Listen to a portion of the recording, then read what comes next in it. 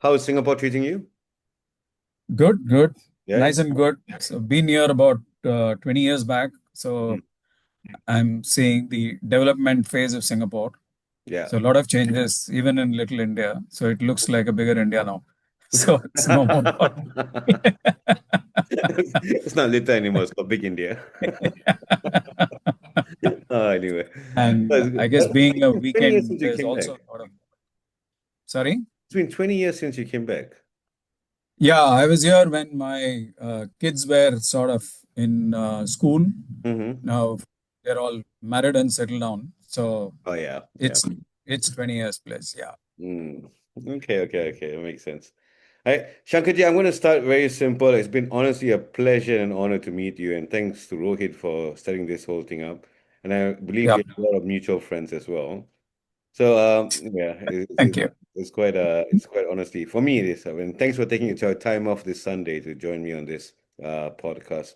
So anyway, welcome Thank to you. It's my 84 pleasure. Yeah, welcome to 84 Musings podcast. And this is what we do every weekend with someone that's important or someone we feel has got a bit of knowledge or something to share with the rest of the community. So basically, Shankarji, why don't you introduce yourself? Who are you? Like, what is it? What is it that you do? Uh, What you run? yeah, I am the CEO of a Tamil newspaper which is run by the Hindu group. Hmm. It's called as Hindu Tamil Tisai.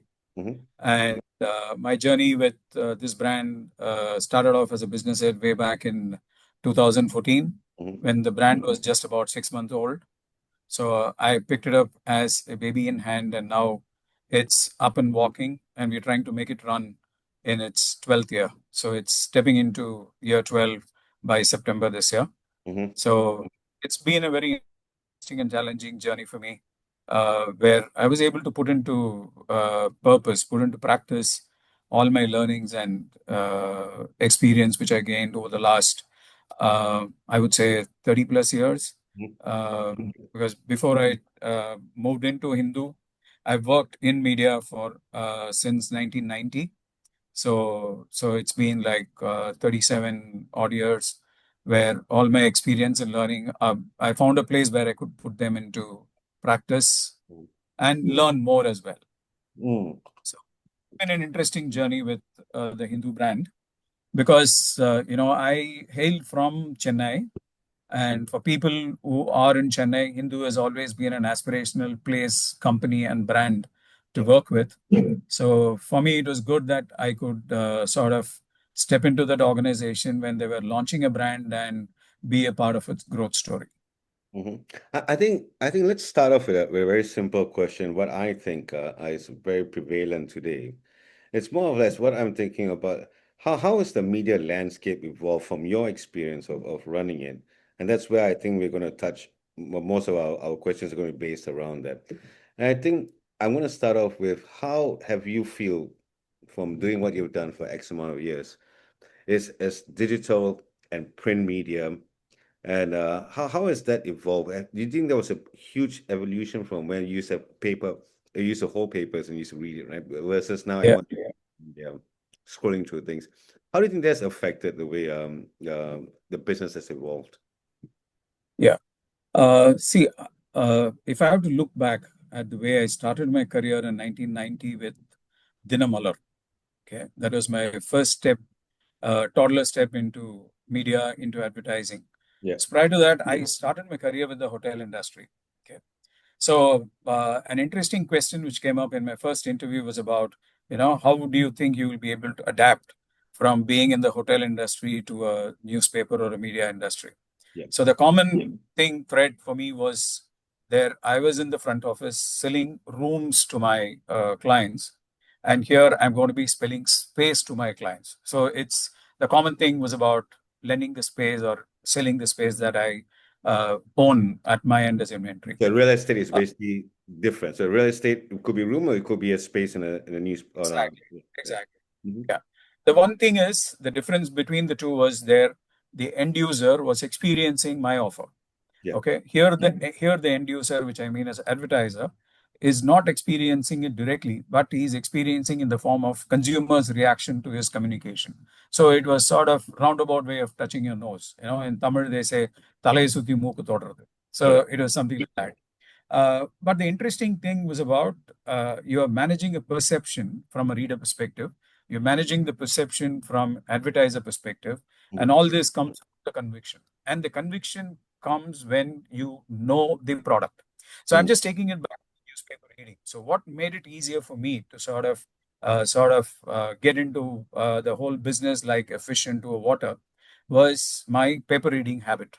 You yeah. know, when we were growing up, our parents used to sort of ensure that we held the newspaper in our hand because you that's when you feel the product and you read it. And those days it was about English newspaper because you have to sort of improve on your knowledge, your spelling skills, your vocabulary. And also in schools, we used to have prayer meetings where you probably each student would be called out to read out the headlines and all this stuff. And then newspaper was the only form of medium which sort of got you equipped. Yeah. So either it was newspaper. This is I'm talking about. Okay, I was doing my schooling between say 70 and 83, 86 was my college. So during those period, it was newspaper. Then it was a transistor because we remember staying awake all night listening to the radio commentary when India scored 402 plus in the fourth innings to register victory in West Indies. So that's how we were, which means there was a limited vehicles for us to sort of consume news, Mm, entertainment. Whereas as period moved on, there was a transition, there was a transformation, I would say, in the way people started consuming news, acquiring information, the way of keeping themselves well informed and entertained. So it moved from transistor to television, from a black and white to a color, and then it became cable television, then it became satellite television with dishes, and then now it's OTT we are talking about. In the newspaper space, we moved from, like you rightly exhibited about, spread your hands wide. So it also became sort of an exercise of your, the chest one, when you spread the double sheet like this and read the newspaper and all this stuff, to right now it's becoming a completely a palm top in the form of a mobile where everything you read. And even in mobile, it's not long form of journalism, but it's about the shorts formats. Because even videos, people don't have the patience to go through. They've gone into reels. yeah. So this whole thing, like in era, you talk about BC and AD. Mhm. So here I would sort of like to break it into pre-COVID and post-COVID. Okay. Even with newspaper as an industry, because pre-COVID, you had people coming into workplace, which means there were a lot of people from rest of Tamil Nadu who were migrating into bigger cities like Coimbatore, Chennai, and other places where you had these migrants who were there. And therefore, for them in a new town, staying connected with their home space was through newspapers or radio and television. Yeah, So therefore, the consumption again was just here. So therefore, in newspaper, when you come down to a city like Chennai, because you are a homegrown boy and you're more comfortable in reading it in your mother tongue or your language, which you're familiar with, which means a Tamil as a newspaper mhm, in Chennai. So you yeah. had a population which almost had an even mix of English reading and Tamil reading. Mm, So always a paper which was getting into an English household because it was a family read content. mhm, So COVID, when COVID set in, lockdowns happened, people started going back to their hometowns. Work from home became a culture, which means the language reader who was sitting in the landscape of cities moved back to their hometowns. So it threw two different kind of challenges for the newspaper as an industry. So I'm just staying on the newspaper for the moment, is yeah. because Yeah. language newspapers went back to their hometowns, or the Well, when entrepreneurs you say went in newspaper, when you say newspaper, you mean literally the physical newspaper. physical, yeah, the physical touch and feel product of newspaper that we are in the business in. So therefore, when these people migrated, either the newspaper as an industry had a distribution challenge because they were into small towns with your Wi-Fi networks and work from home enabled. So therefore, what happened was we were also contributing to our own diminishing readership because we were unable to reach to those remote places where the Absolutely. Yeah. SWell readers were always there in. So we also sort of pushed them into consuming But news but did on. it also affect your advertisements? I mean, it's like so the advertiser, money is got to be made somewhere, right? I believe in my Yes, any business, money's got to be made at some point. So when the diminishing readership rate on the physical newspaper happens, I believe also advertising, either pricing had goes an up impact. or the lesser of advertisers. But I think how do you manage that little two things altogether. So like, if both are going down at the same time, did you transit anything very quickly where I can get maybe smaller amount or ticket sizes for advertising versus Yeah. because it's expensive to publish an ad on the newspaper, right? Let's be honest. Yeah. It's not cheap. Yes. Yes. Whereas I can do 20 ads on a virtual on my phone on an online platform. So like how did that affect you? Yeah. So for us, the first challenge was to retrieve the lost reader, who we lost out because he migrated. And when he migrated, he also migrated the platform from which he was consuming news. So Mm, therefore, he started looking into the websites, he started looking into e-paper, and he started looking into news in shorts, he started looking into reels and stuff like that. So therefore, for me also, it was about how do I make myself available to him in whichever platform he was willing to consume me. exactly. So newspaper, I became a news content generator, and the paper became one of the platforms of my dissemination of information. So therefore, I need to be present in all platforms wherever he is becoming my touch point. So therefore, for us, if you look at Hindu Tamil as a newspaper, Mm. we are in the newspaper business, but we are also in the digital format. We offer e-paper to him as a So when reader. when did this digital format start for the Hindu? When did it start? See, yeah, see, for Hindu Tamil, the day we started the language, the Tamil newspaper, Mm, we knew that the landscape was evolving, and therefore we said our business need to be in a dynamic state, which means right. we can't be a rigid brick and mortar only. So therefore, we said we need to be mentally making ourselves into a transition form. So we need to transcend from one form to the other. Therefore, our touch point is always there. Mm, So 2013 September, this brand was launched, and simultaneously we had our e-forms being made available. Started as a website, then it became an e-paper. We tried out paywall format.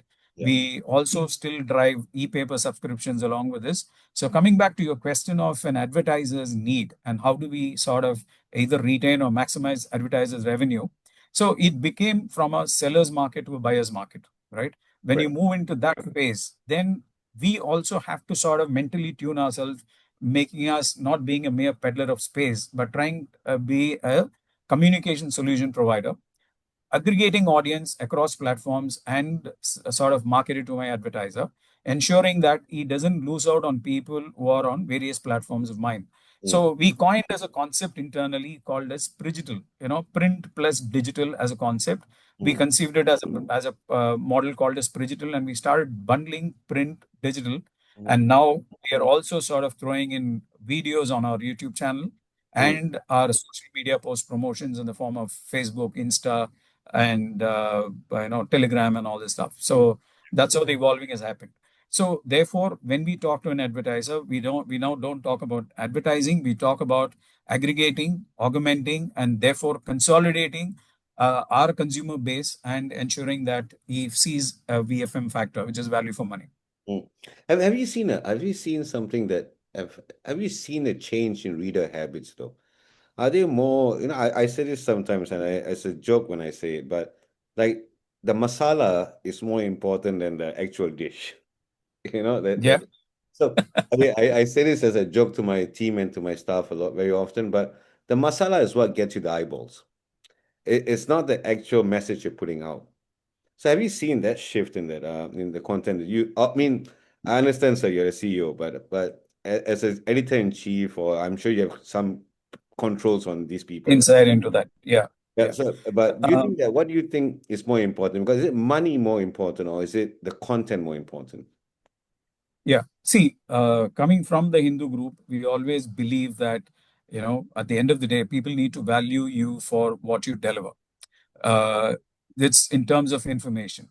So Mm, therefore, newspaper by itself has to stick to its core of authenticity, right? mm, Now, when you talk about authenticity, then it's about integrity in what you sort of put in record as a news or write in as a story or file in as a story.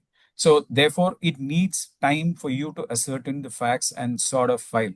Okay, that's the curse with which the newspaper industry lives and have to live. And therefore, what can hold you in high esteem is that it's reliable.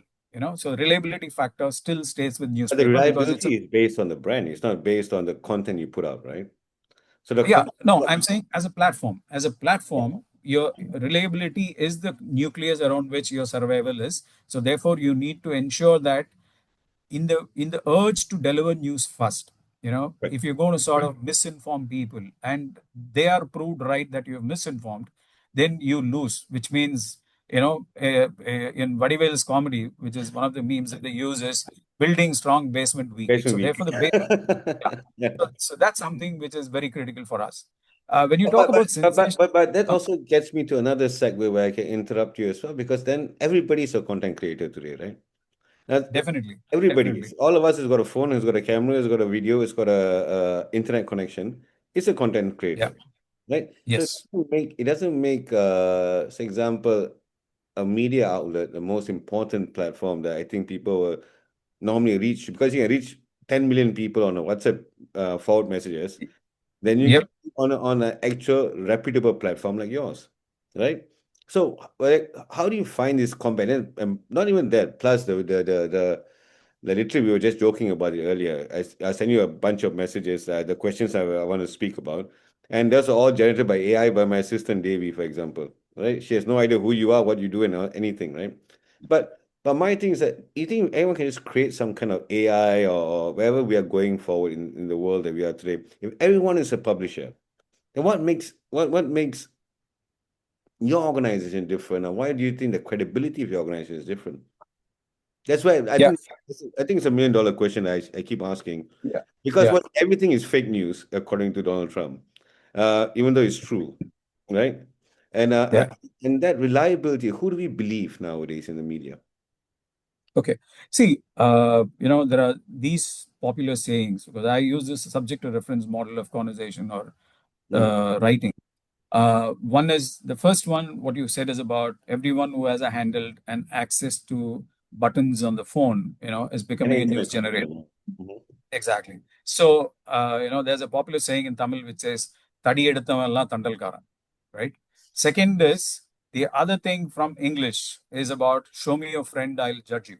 So, Mm. so therefore, that's why I said the nucleus of our business is going to be about being correct, be just a carrier of information, which is accuracy oriented, which Yeah, is fact related, no circumspection, no trying to be sensational in the urge to deliver faster. This breaking news exactly. was Mm. at one time on television, news channels especially, was the fad of the day, of the time. So then it became like a rat race where everybody wanted to break the news first, and every news therefore became breaking news. And therefore today breaking news has lost its importance. People Yes, don't really. exactly. Yeah.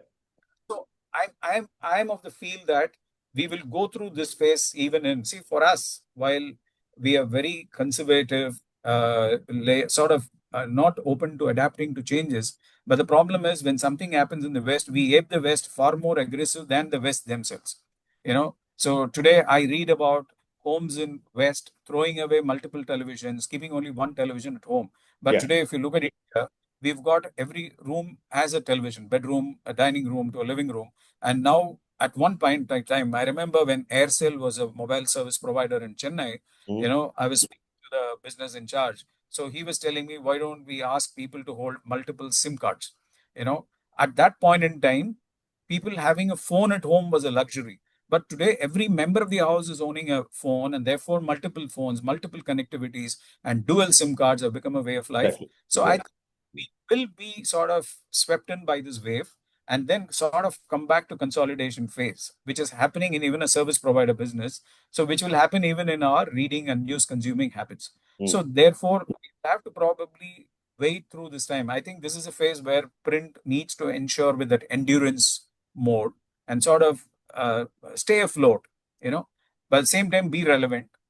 Therefore, I said the more the But also, platforms, sir, wouldn't it be my hypothetical? It would be like two and two wouldn't make sense, right? So if I say like, if I mean, if you got more masala and you yeah, got say 10 million eyeballs versus you are yeah, a truth or you're a fact checker, you are a person who's doing that. faithful Let's say leaders, 1 yeah, million. I think revenue is going to affect you completely in the business, right? You definitely yeah. will. So, like, who would you? I mean, and you said it's very true. You will attract a different kind of advertisers, but you still make money and be profitable for the next 20 years, like Fox News, for example. It's full of shit, Yeah. to be honest. But they'll have advertisers for the next 20 years. And even though they got sued for 100, I don't know, 900 million by Dominion, but they will still have people because they have a consumer base that believes in the rubbish they spew. But I'm asking, like, if you are, and I believe Hindu Dhamma. I mean, I know you all personally as well, not just as a. Like, I have the newspaper in my house. It comes every week to my house as well. I read it. So Okay. the thing is that I feel like, do you think you're losing out in the sense of revenue versus content? Like content is king nowadays. We always say that content is king, and I don't think the speed of delivery is important. I believe the kind of masala you put behind the speed matters more. And I think don't you believe that you are losing out on revenue because of this, and was there some kind of 6:30 journal that's going down every month that's making more money because they're just making sensation, like it's a sensation, right? Whatever they're trying to do. Don't you think that I mean, works against you? People lose faith in your kind of publications that actually speaks the truth? Yeah. See, Rukesh, it's like this, it's about a short-term pain, long-term gain. Mm-hmm. Second, about, stooping down to conquer.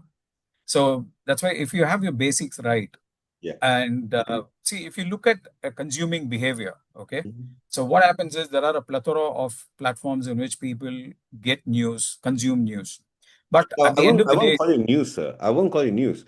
Information. They're not no, necessarily news. They're not things. They're not actually news. true. Yeah. Yeah, everything is becoming a news. Like, everything is becoming a news. That's number one. Now, Mhm. what is happening is these plethora of news providers are actually becoming views providers. When I Correct. say Yeah. views, when I Yeah, attention present as a attention economy. I keep saying, yeah. Exactly. So what I do is I present news. When I present news, subconscious mind adds a couple of words to it, which makes people feel that, oh, he is saying this. So here what happens is the platform goes behind the man who's on the screen or who's seen as a voice or the face of that particular platform. So therefore it becomes my view. So let's say if I have a set of followers who are following me on my Insta or on my YouTube platform, they say Shankar is saying this. They don't say the brand is saying this. So therefore it is the man, the face, But you the are the name. brand. You are the brand, right? Exactly. For example, like it's yeah. Go ahead, sir. Sorry. After you. Yeah. So therefore, what happens is when you come from a platform like the Hindu, which has a legacy of 145 years, it has seen through the thick and thin, it has swam through the tailwind and sort of flown through the face wind, etc. So therefore, we go through this phase, but at the same time, we know that we can't be sort of rigid. We need to sort of also learn to evolve. So therefore, I said my touch point with my consumer keeps increasing. So therefore, who I probably would have reached only through newspaper, today I also reach him through my Insta handles. Because for him, he wants to read news on the go. Mm. This is like your counters. So, so therefore, today, if I have to relate it to the aggregator platform like a Swiggy or a Zomato and stuff like that, Yeah. so there are cloud kitchens. So I see these news providers, individuals as cloud kitchen. There are restaurants which are, apart from in dining, they also give you takeaways and they also entertain a Swiggy order and ensure that there is a separate counter. So therefore, it is a matter of evolution and we need to sort of evolve ourselves. Otherwise, we might end up becoming a dinosaur, and kids might probably come and Mm. see us in the museum. Yeah. But I think, like I said, India's got a massive media market, right? And I think Yeah. it also reaches out to people here, like me in Singapore, for example. I read your papers all the time, because it's sent to my house because of Akila and all that. So the only thing I'm Yeah. only asking is the fact that, do you think that influence that you reach across the world matters today, or it does not matter? Or do See, you? the influences. Yeah. Yeah. See, okay. So therefore, influencers are like your part of your distribution channel today. Mm, So therefore they obviously consume information, or see, they become news creators now, new information creators. mm, But for that they need a source material, so you don't really know where the source is from, because for you to sort of get access to a whole lot of information or happenings which are happening in the larger world, as an individual it's not going to be possible. A media house also, in spite of having its own reporters and newsroom and all this stuff, you still subscribe to Reuters, AFP, ANP, and all this stuff. yeah. So therefore, where do they get the source and how do they package it and present it? Hmm. That makes a difference. So therefore, influencers, especially brands, go after them, but media houses know that these influencers have drawn some basic content from somewhere, and therefore it's better to have. Propagating something from somewhere else, I guess. So me and my editor, when we do our Reader Connect programs, we don't look at the masses. Instead, we look at the class of audience who we know are opinion makers in the society. So Exactly. if yeah, so therefore, when say for example, if you're going to be talking to a community of people who know you for what you are, then for me it makes sense to reach you rather than trying to reach out to those masses because I know you become my influencer. Mm. So that's how we try to be very quality conscious in terms of whom we reach or whom we aspire to reach, and therefore they become my brand ambassador. So Mm. they're not actually influencer, they become a brand ambassador. So there's a different way and approach in which we address this challenge. Mm. Okay, but okay, but how is this whole thing about? I'm not talking about India in general. I'm talking about the media landscape globally. I'm not talking about India in general here. But do you think that there is some kind of like I get challenged when I ask this question like who do I trust? Who am I listening to? I mean, like I can watch Channel News Asia, I can watch CNN, I can watch Fox News, I can watch whatever, there's 300. Well, but who do you think? I mean, I don't physically read a physical paper nowadays because it comes on my phone on an app, right? But who do you actually think you can trust when it comes to the idea of news or information? Yeah.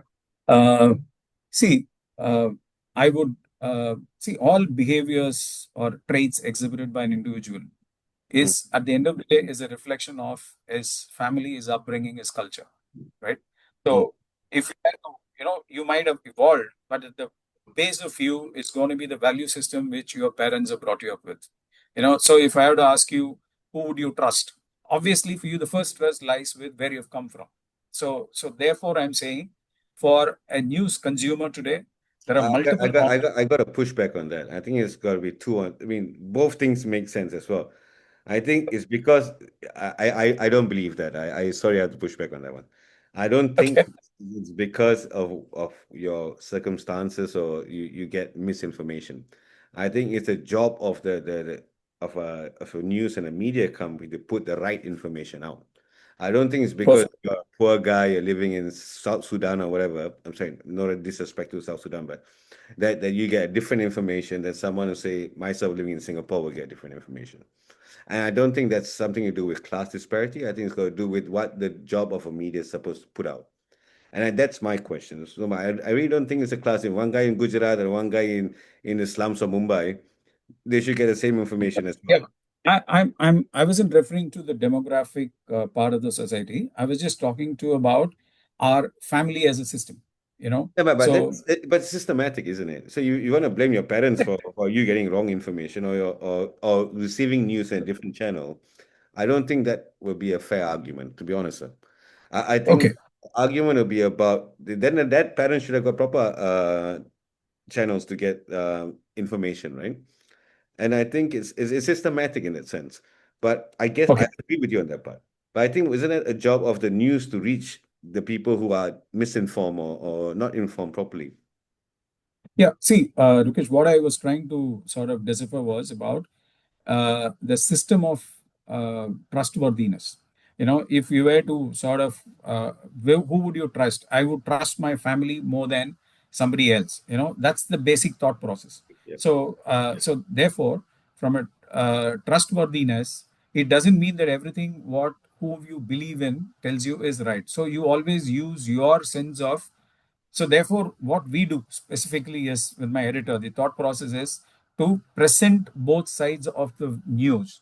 Okay, if there is an incident which is happening and there is a version from the occurrer, there is a version from the experiencer, there is a third version from the people who have sort of just seen it.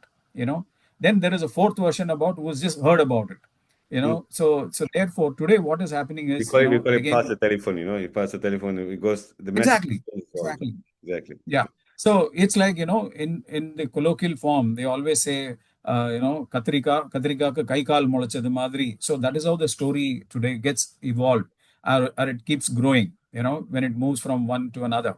So Mm. therefore, it makes it even more responsible for a reputed media house like us Yeah, to sort of ensure that, this again relates back to your question about sensationalism and being the first one to deliver. No, if I've delivered something and I'm going to come back with a post story which is the completely credibility. contradicting what I said That, earlier, so therefore it puts my reputation at stake.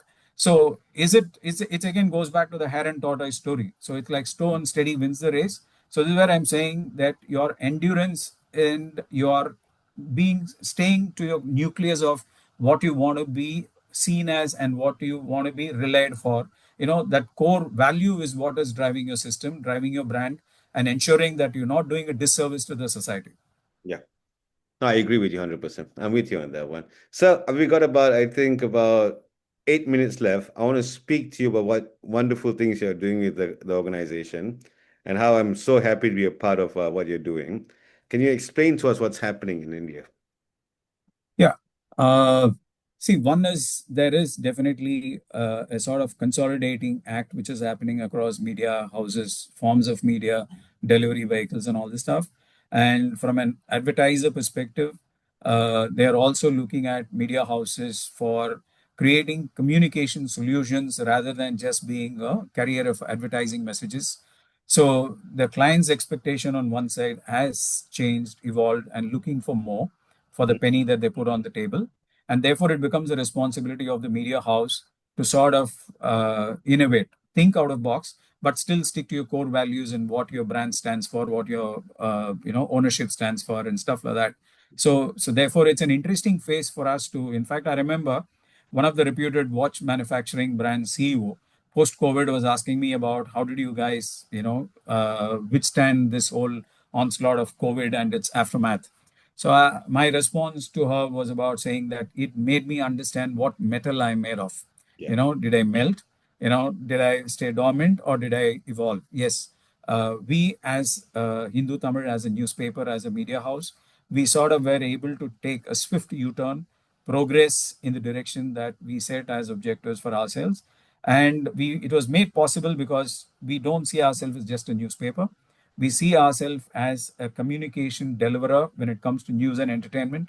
We come as communication relevance creator for brands with whom we work with. Also, We I just want to add this one. Also, you guys are also a community builder. So you guys build within the community what your brand is, right?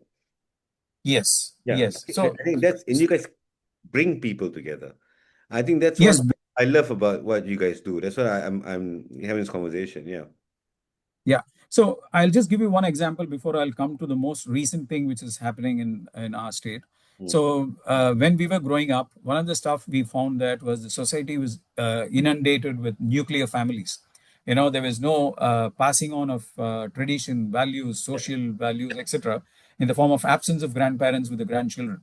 Mhm. So for a Children's Day, one of the concept that we said we will do is about inculcating the behavior or the relishing the sense of joy of gifting.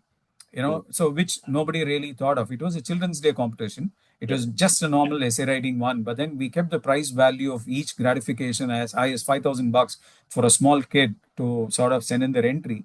But the writer was saying that you will win this, but you will gift it to someone of whom you like.